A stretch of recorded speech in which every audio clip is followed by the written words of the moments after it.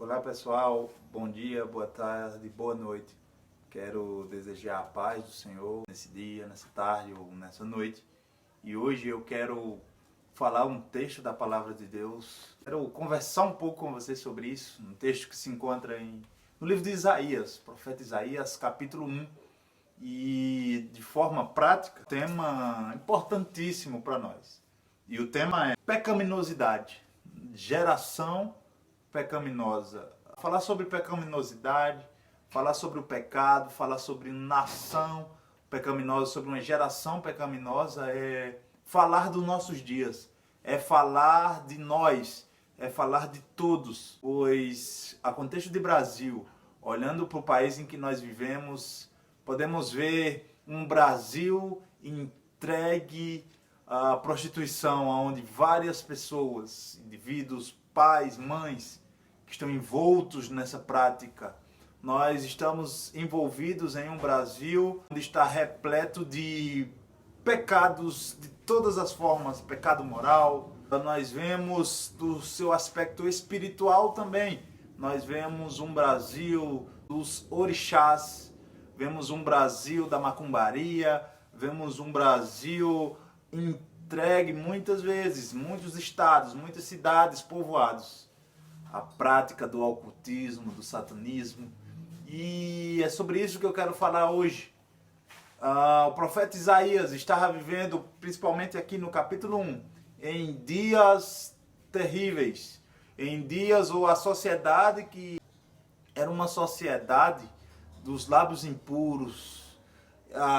Ele mesmo disse que habitava em um povo de impuros lábios.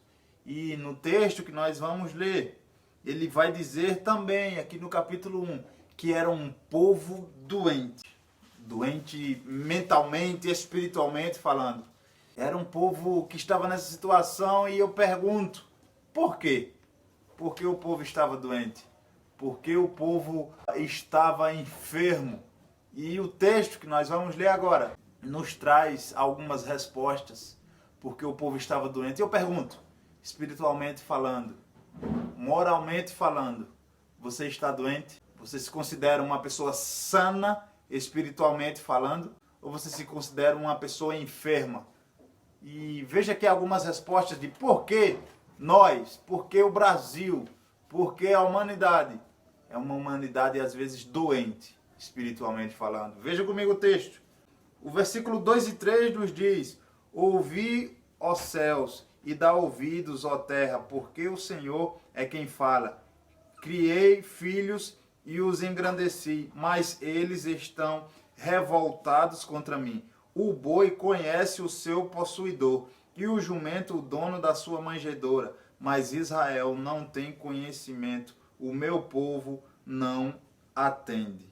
Você vê esse texto aqui, e o texto vai dizer que o boi e que o jumento conhece o seu dono, mas que o povo não conhece.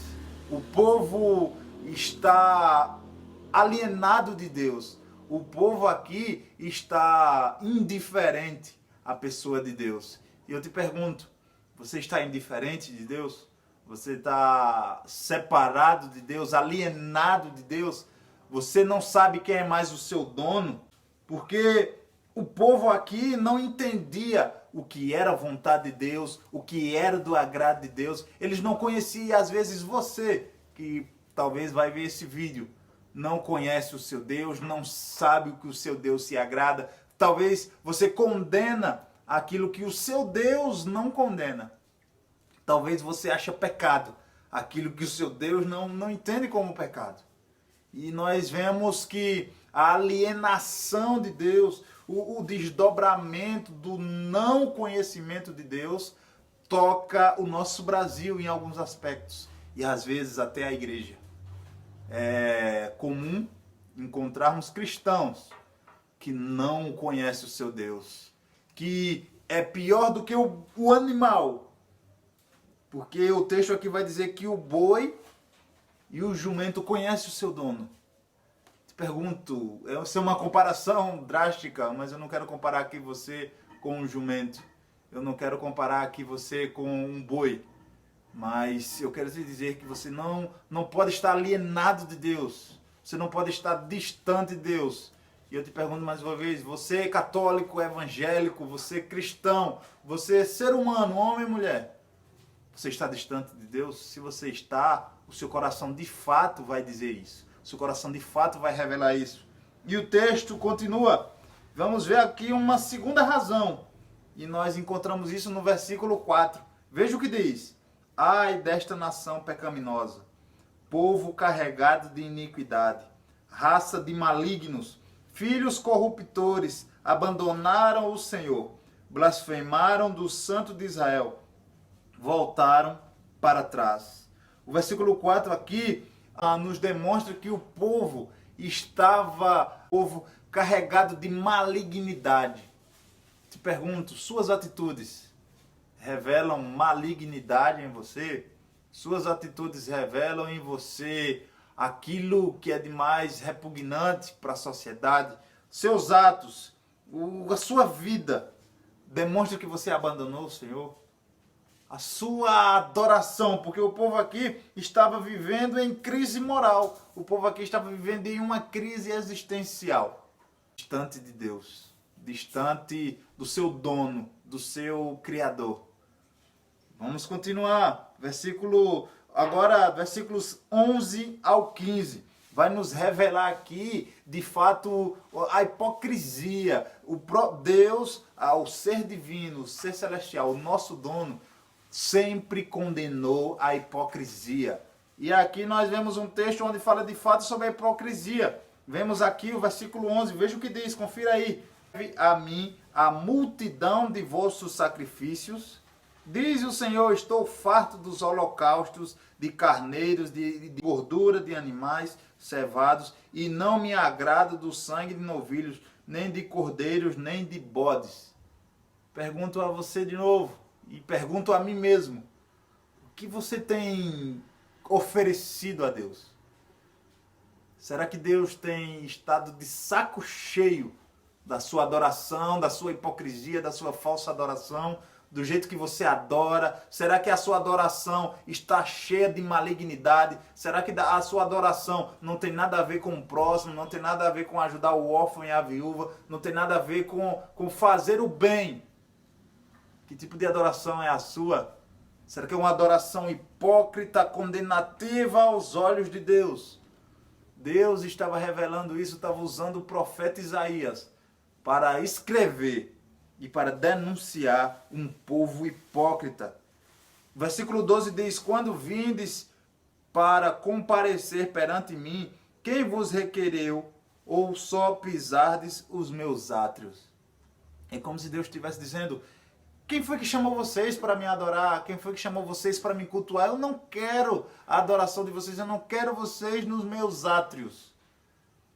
Querido amigo, querido ouvinte, será que Deus tem aceitado a sua adoração? Ou até no momento de culto, no momento de live, quando você liga aí a sua TV, o seu computador, o seu celular, você é somente um expositor de malignidade. Será que você já vai com seu coração pedrificado, podre, assistir uma live e não sai da sua mente, não sai do seu coração nenhum tipo de adoração, e onde você só assiste a live, onde você vai para o culto, mas de forma hipócrita? Como você tem adorado a Deus aí no seu lar, ficando em casa? Será que Deus tem aceitado sua adoração no seu lar? Será que no seu lar você tem adorado a Deus? Vamos continuar. Versículo 13. Não continueis a trazer ofertas vãs. O incenso é para mim abominação. E também as festas de lua nova, os sábados e a convocação das congregações. Não posso suportar iniquidade associada ao ajuntamento solene. Deus aqui estava repugnando, estava dizendo que parassem. E eu te pergunto, será que não está na hora de você parar? De expressar uma falsa religiosidade? O povo aqui estava em crise. Eles não tinham nada a ver com Deus, eles estavam alienados de Deus, mas estavam aqui achegados a uma falsa religiosidade. Te pergunto, o que você vive? É uma verdadeira religiosidade? É uma boa religiosidade? Ou é uma má religiosidade? Geração pecaminosa, nação pecaminosa. O Brasil, ao qual nós vivemos, é uma nação pecaminosa. E a pecaminosidade toca a igreja. Preste atenção nisso. A pecaminosidade invade todo o ser. Você já tem a capacidade de se enxergar?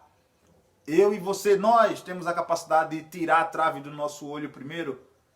Que tipo de religiosidade é a sua? É uma boa ou uma má religiosidade? Deus estava dizendo aqui, eu não aceito.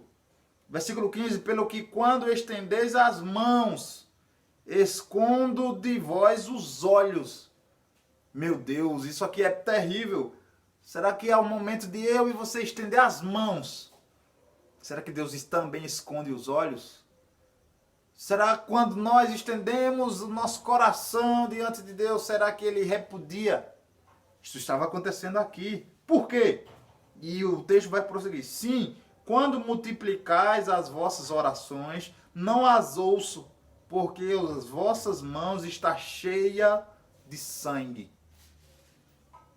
Será que você que me escuta é um assassino fisicamente? Pode ser. Ou principalmente aqui no coração. Será que você assassina pessoas aqui no seu coração todos os dias? Será que você falta perdoar pessoas e ainda levanta as mãos se você é um assassino de coração, cardíaco, um assassino cardíaco que provoca assassinatos, que se você pudesse você matava? Será que você, ao levantar as mãos, o Deus da Bíblia Sagrada tem aceitado? A resposta é não. Se você não se preocupa com essas questões interiores do seu ser, da sua alma, da sua religiosidade, Deus, o Deus da Bíblia, esse Deus aqui que deu uma lente, é semelhante ao meu óculos, Deus revelou aqui a Isaías, deu como uma lente para ele ver onde ele estava envolvido, para ele se enxergar. Eu quero, através dessa palavra hoje, trazer uma lente para você se ver, para você se enxergar. Porque o propósito de Deus a nos trazer uma palavra dessa, a nos trazer uma exortação dessa, não é simplesmente trazer por trazer, mas é com um propósito específico. E o propósito é fazer de nós, ou fazer em nós, verdadeiros adoradores, fazer em nós uma geração santa. E quando eu falo de geração santa, eu não estou me detendo aqui a adereços. Eu não estou me detendo aqui a simplesmente vestimenta, a simplesmente estilo de se vestir no seu sentido estético. Não é nesse sentido. Isso é importante. Mas o sentido que eu estou falando aqui é no seu sentido espiritual, no seu sentido físico, no seu sentido, espiritualmente falando, físico, aquela espiritualidade que revela no seu dia a dia, que revela no seu ser, que revela no seu semblante. Que tipo de espiritualidade você tem? E veja aqui o texto, a esperança ainda. Veja o que diz, versículo 16, ainda do capítulo 1 de Isaías. Lavai-vos, purificai-vos, tirai a maldade dos vossos atos de diante dos meus olhos. Cessai de fazer o mal. O convite de Deus aqui para mim, para você, para todos nós é nos lavar. Lavai-vos. Devemos nos lavar todos os dias. Pois o diabo, queridos irmãos, ele investe 24 horas por dia em nossa vida, em nossa mente. Então é necessário um banho constante na palavra de Deus. É necessário uma renovação de mente, uma renovação constante. Pois a nossa carne, o diabo e o mundo investe 24 horas por dia para que nós venhamos perder o foco, para que nós estejamos distantes da palavra de Deus, para que nós estejamos alienados de Deus. É o que o texto diz aqui, lavai-vos, purificai-vos, tirai a maldade dos vossos atos. Você que me ouve, existe maldade nos seus atos? O que você fala? O que você comenta? Tem maldade nisso? Existem pessoas que os seus atos, aquilo que ela fala, aquilo que ela comenta, é pura maldade. Só revela maldade. Eu te pergunto, querido, seus atos estão revelando apenas maldade? Porque de fato, por si só, habita em nós a maldade. E nós devemos lutar contra isso todos os dias. E não dê vazão a isso. Não dê, em nome de Jesus, que a maldade não faça parte do seu hábito, que a maldade em você não seja um hábito. Não faça o mal. Cessai de fazer o mal. Quero dizer isso mais uma vez, em nome de Jesus, cesse de fazer o mal. Que mal você tem feito para as pessoas? Proposital, premeditado. Cesse de fazer o mal. Não faça o mal, versículo 17. Aprendei a fazer o bem, atendei à justiça, repreendei ao opressor, defendei o direito do órfão, pleiteai a causa das viúvas. Faça o bem. Aprenda a fazer o bem. Quanto tempo faz que você não faz o bem para os seus próximos?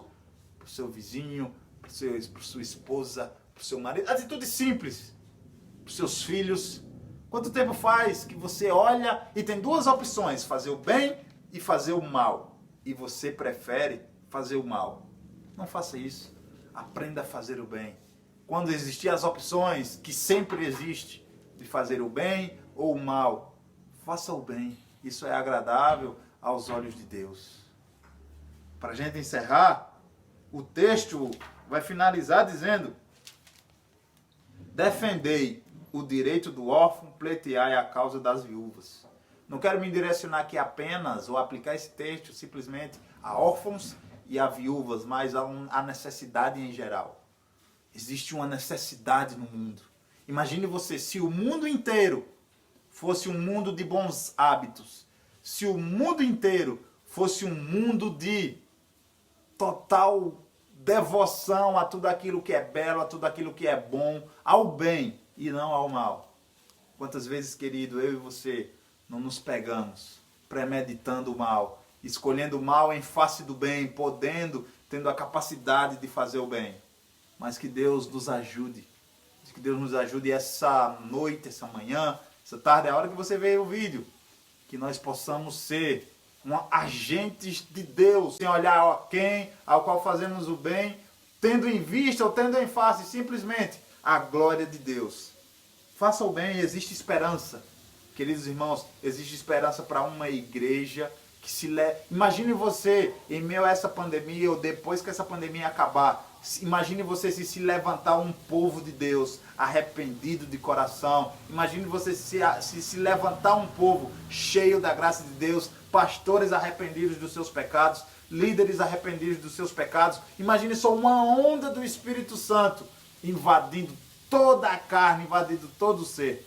Oremos para isso, façamos o bem, sejamos pessoas que fazem o bem, não por segundos interesses, mas para agradar o nosso Senhor. Que Deus abençoe você nesse vídeo, em nome de Jesus Cristo.